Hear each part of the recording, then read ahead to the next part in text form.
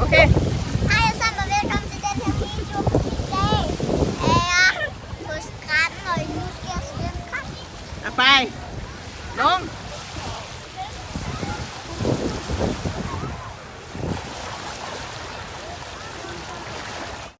พร้อมนะเขียนอยู่เฉยๆนะอยู่เฉยๆนะนอนแบบนั้นแหละนอนแบบนั้นแหละนั่นแหละเดี๋ยวแม่พับก่อนแม่ชมก่อน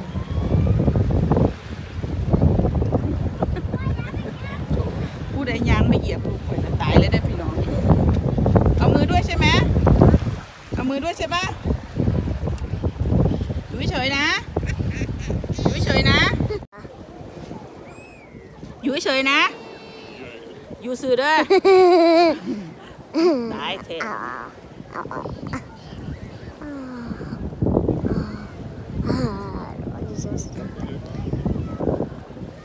เอาเคยข้างไปเอาเงยข้างไปอยู่เฉยนะอยู่เฉยนะอย่าพึ่งนะอยู่เฉยอยู่เฉยนะอย่าพึ่งเดี๋ยวถ่ายรูปก่อนเดี๋ยวถ่ายรูปก่อนเดี๋ยวมืออย่าเอามือออกI'm never gonna up new.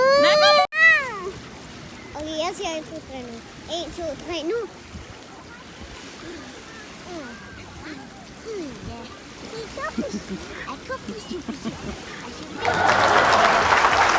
ไปลงน้ำแบบนี้ลงน้ำทะเลนูนูลงน้ำทะเลเอาไปล้างตัวแบบนั้นเลย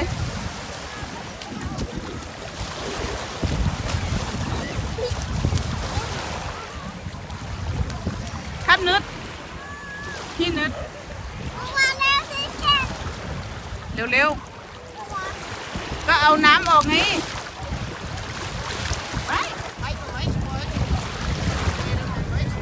ดูกันทำเลยอีเบนเร็วๆเอานั่งลงเดี๋ยวคุณแม่เอาน้ำวิดให้อยู่เฉยอยู่ซื้อนั่งลงอย่าเฝ้านี่ไงมันมีตะปุ่มตะปั่มนะมันอยู่ข้างหลังเต็มเลยแม่ไม่ลงนะ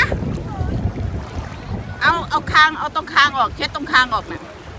เห็นไหมตรงคอน่ะมุดน้ำมุดเดี๋ยวนี้แม่ว่าพวกเรากลับบ้านดีกว่าลูกมันค่ำแล้วเดี๋ยวตรงคอมันมีสายเต็มเลยเห็นไหมน่ะรูปออก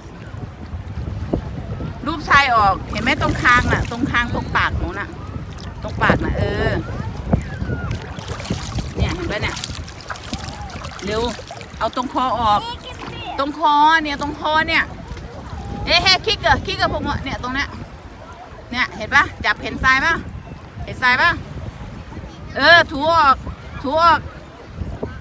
ตรงคอน่ะถูออกนั่งลงไอ้ฟ้านั่งลงต่ำ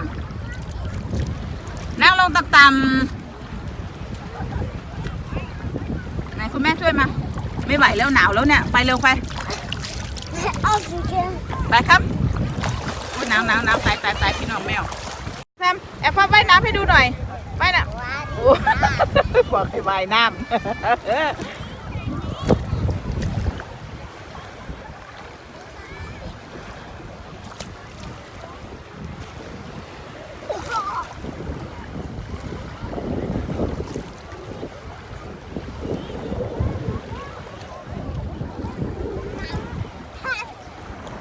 นั่นจมที่อีกโชว์สแกต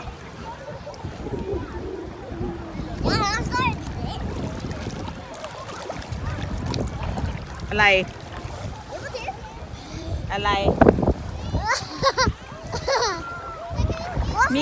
มีใครที่เรารู้จักไหมไม่มีหรอกเนาะนู่นไปตรงนู้นน่ะสิน้ำใสๆน่ะตรงนี้น้ำมันขุ่นหมดแล้ว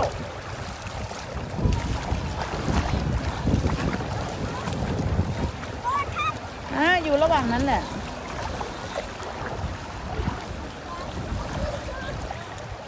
ก็ดันเก็บ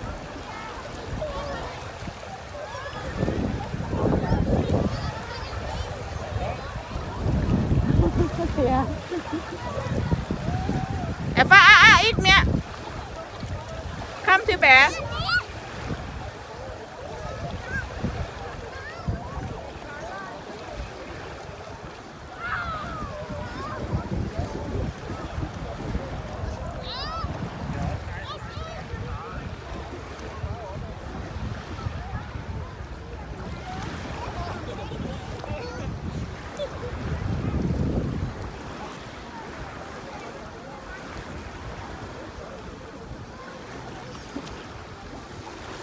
ไหนแบกเข้ามาหาแม่สิว่ายน้ำเข้ามาหาแม่สิ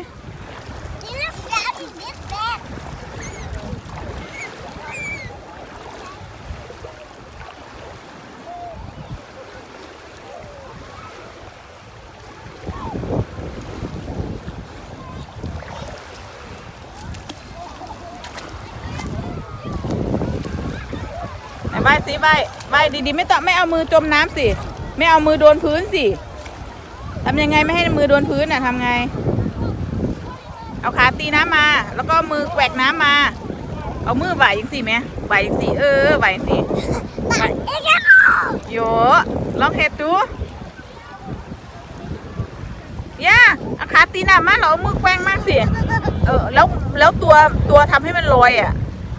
แอฟฟ้าเคยเห็นอึ่งอ่างไหมลูกอึ่งอ่างเวลามันจะลอยน้ำน่ะมันพองตัวเห็นป่ะพ่องเอาแขนขึ้นมานี่ยัดไตขึ้นจระเข้ไหมล่ะยัดไตขึ้นจระเข้ไหมล่ะเอาจระเข้น้อยตัวเนี้ย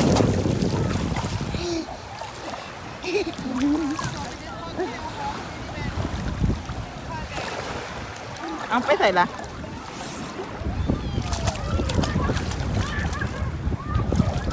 ไม่ลงลึกนั่นเห็นไหมแม่บอกให้เอาห่วงยางเห็นปะล่ะ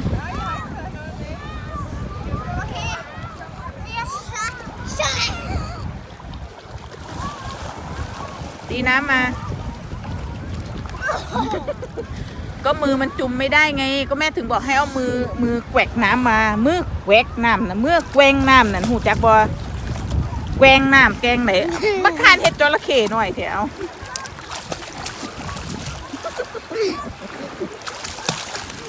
จังสันละจังสันละเอาใหม่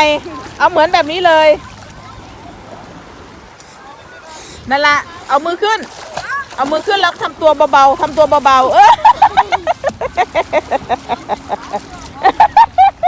โอ้ยตลกลูกหน่อยน้ำมันก็เข้าหูอ่ะเดี๋ย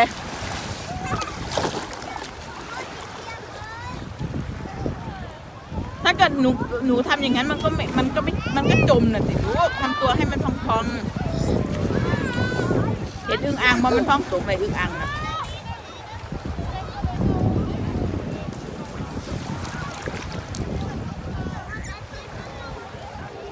เร็ว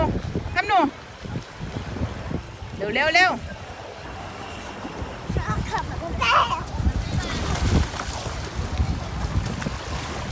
ไปลงไปเอาให้ว่ายอีก3 ครั้งเร็ว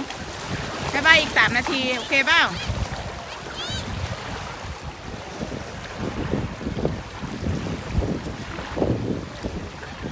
อยู่คนเดียวพี่น้องก็มีหมูเลย